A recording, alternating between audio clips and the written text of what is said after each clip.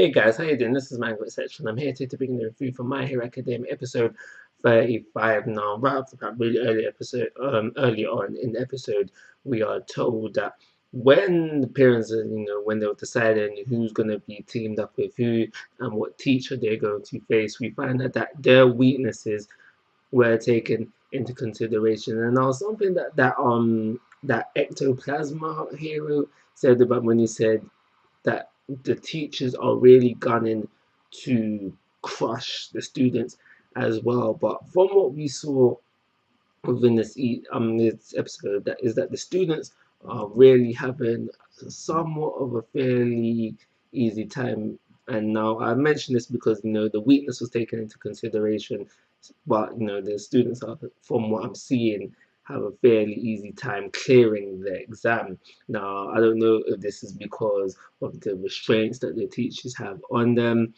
It could simply be because we see the students planning, or it could be just pretty much dumb luck. But all the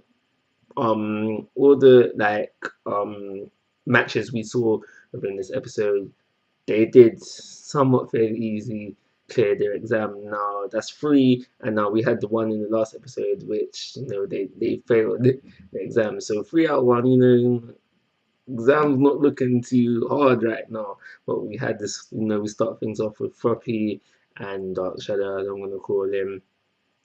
They were going for the escape route. They decided pretty early on, we're not gonna beat this guy in a straight up fight. So they was going for the escape route. They ended up getting captured, and so that's where Floppy whips out her secret weapon, and they go for the capture route. And like I said, fairly easily done.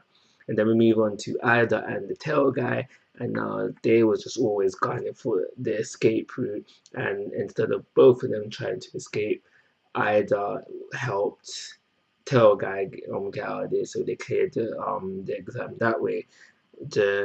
Probably the most important one within this episode, because we're really deep into her weakness a bit more. There was with the shadow guy, they did mention his weakness, and his weakness was the whole fact where he can fight long range, but when it comes to close range, he's not all that.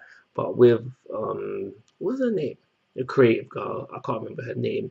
We deep into her weakness a bit more, and we find out just how she's been feeling. And you see hints of it beforehand, just how she's been feeling since she joined UA. She's confident in her exam, she's confident in her paperwork, but when it comes to practical stuff, she feels inadequate, and she's been losing her confidence just since the sports festival. And we see within this episode where she does have a plan, and it is essentially her plan that they use to defeat Eraserhead.